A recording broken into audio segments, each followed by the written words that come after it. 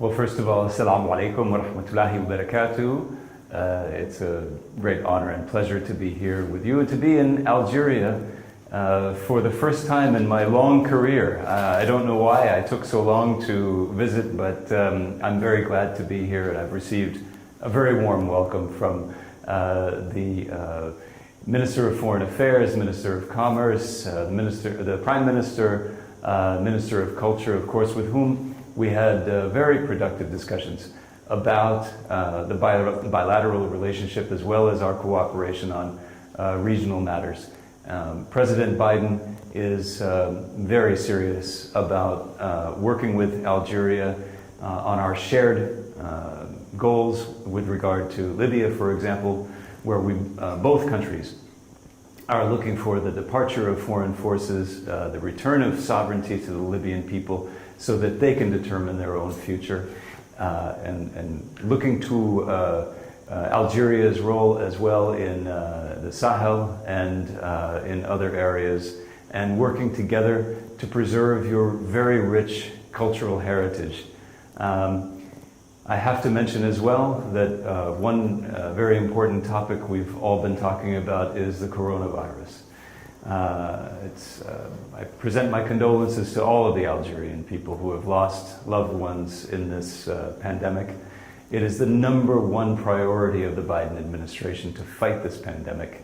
And we are doing so as the largest donors of vaccines to COVAX, which will provide vaccine doses to hundreds of millions of people all around the world, including, inshallah, in Algeria. Well, we know that Algeria has the same perspective on this situation as the United States government, and so we are determined to work together on these shared goals of talking to our allies and partners about exactly how we can promote the conditions to see the removal of all foreign forces as quickly as possible, and to drive toward elections on December 24th so that sovereignty can be returned to the Libyan people as soon as possible. We know that Algeria, especially through its respected foreign minister, Lamamra, has a very important voice on this issue and will be listened to in the region and beyond, and we look forward to working with the Algerian government on that important topic. Well, the role of Khalifa Haftar and all other political and military actors in Libya is a decision for the Libyan people and the Libyan people only. And so if he decides that he would like to play a constructive and practical role, that is up for the Libyan people to decide exactly what role he should have. Well, absolutely. We are working with our partners and our allies. We're talking with our NATO ally, Turkey. We're talking with Russia. We're talking with the Europeans and everyone else, and especially the Libyans, because we believe that this is a top priority to see the removal of all foreign forces and the end of all foreign military intervention and support to proxies inside Libya. So that the Libyan people can fully retake their own sovereignty, and so that a government elected in December can then decide what relationships it wants to have with other countries on its own without that kind of pressure that is represented by military forces in its own territory.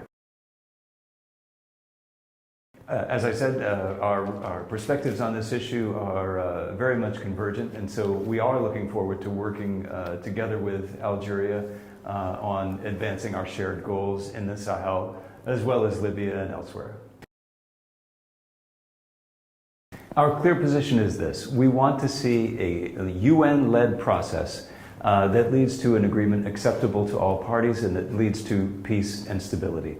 That's what's best for the region, and that's what we're going to be putting our time and energy and effort into. We want to see the naming of a personal envoy of the Secretary General of the United Nations as soon as possible, and to help that person get into their work as quickly as possible with all of our support as well as our partners and allies, including in Algeria.